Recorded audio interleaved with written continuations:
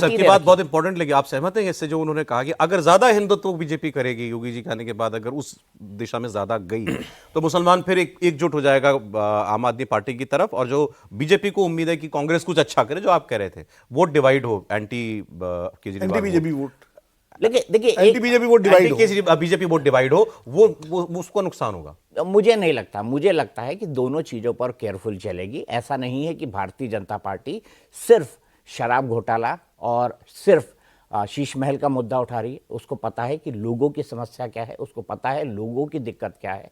Bharatiya Janata party हमको लगता है हमारे लिए जैसे 2024 के चुनाव में मोदी को कोई नहीं हरा सकता, वैसा हमको लगता है कि एक अविजय वाली छवि अरविंद केजरीवाल ने दिल्ली के माहौल के अंदर बना के रखी है। लेकिन मुझे लगता है कि इस बार डेंट उनकी छवि ही हुई है। तिलिस्म सबका टूटता है, तिलिस्म सबका टूटता है। केजरीवाल का तिलिस्म भी वो तो टूट ही गया ना। ऑरा जो था, ऑरा तो इस बार देखिए, पॉलिटिकल पार्टी तो उनकी रहेगी, आम आदमी पार्टी तो उनकी रहेगी। केजरीवाल नाम का जो ऑरा था, बिल्कुल ईमानदार वाली, बिल्कुल कट्टर ईमानदार वाली छवि पर सबसे बड़ा ग्रहण है, और ये केजरीवाल के लिए सबसे बड़ी दिक्कत है। जैसे कह रहा था, मैंने 3 लोगों से आज बात की, तीनों पार्टियों को जानने वाले लोग अलग अलग। मैं अपना उनका असेसमेंट बता रहा हूं आपको, इन पार्टीज का अपना क्या असेसमेंट है। जैसे पहले कांग्रेस बताता हूं आपको मैं, आम आदमी पार्टी का।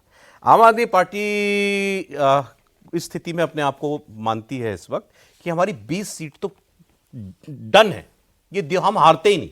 दिल्ली 70 की विधानसभा, 35 आपको चाहिए सरकार बनाने के लिए। वो कहते हैं हमारी गिनती 20 से शुरू होती है, कोई जोर लगा ले बीजेपी, हम नहीं हारने वाले। कितने अच्छा कर ले कांग्रेस, हम नहीं हारते सीट है। उसके बाद वो 10 सीटें अपने लिए और फेवरेबल भी मानते हैं, इनकी 20 के अलावा, कि हमारे लिए बहुत फेवरेबल है, ठीक है, लड़ा फाइट है, लेकिन तो वो 25-30 तो बड़ी कंफर्टेबल समझ रहे हैं अपने लिए। लेकिन इंटरेस्टिंगली मुझे उस आदमी ने ये बात कही कि जितना कोर इश्यूज से दूर ये चुनाव जाएगा, मतलब सड़क, सीवर, पानी, गंदगी, गंदा पानी, जो सिविक इश्यूज हैं, सिविक इश्यूज जो हैं, सिविक कम्युनिटी बहुत इंपॉर्टेंट, ये दिल्ली के सबसे बड़े इशू हैं। और मुझे उस व्यक्ति ने भी कहा कि हम तो आप वाले तो खुश होते हैं जब ये शीश महल या शराब घोटाला करते हैं कि इससे हमारा ज्यादा नुकसान नहीं होगा, बल्कि ये जो जिससे डैमेज हो सकता है हमको, कि सड़क टूटी है, अब तो घर में गंदा पानी आ रहा है, अब तो एमसीडी में भी आम आदमी पार्टी है। हाँ, तो उनके पास कोई बहाना भी नहीं है। पहले तो आप डाल देते थे बीजेपी, 4 तरफ की एंटी इनकम्बेंसी है, इसको सौरभ भूलिए मत। 2013 की, 2015 की, 2020 की और एमसीडी की।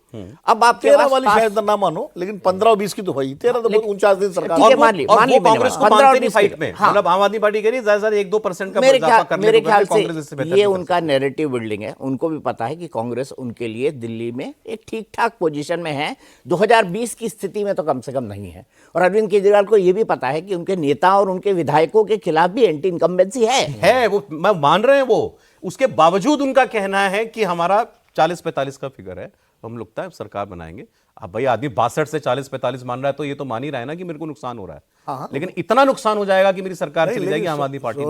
एक बात बताऊं आपको, ये अक्सर कई बार जिनकी सीटें ज्यादा होती हैं पार्टियों की, तो उनको लगता है कितनी कम होंगी, लेकिन मैं इसका एक 1998 में राजस्थान में अशोक गहलोत के नेतृत्व में 154 सीटें जीती थी कांग्रेस ने। जब उसके बाद चुनाव हो रहे थे, तो जिसमें ये वसुंधरा जीती थी 2003 में, तो कांग्रेसी कहते थे कितनी कम होंगी हमारी, अरे 50 कम हो जाएंगी, 100 तो फिर भी हमारी रहेंगी।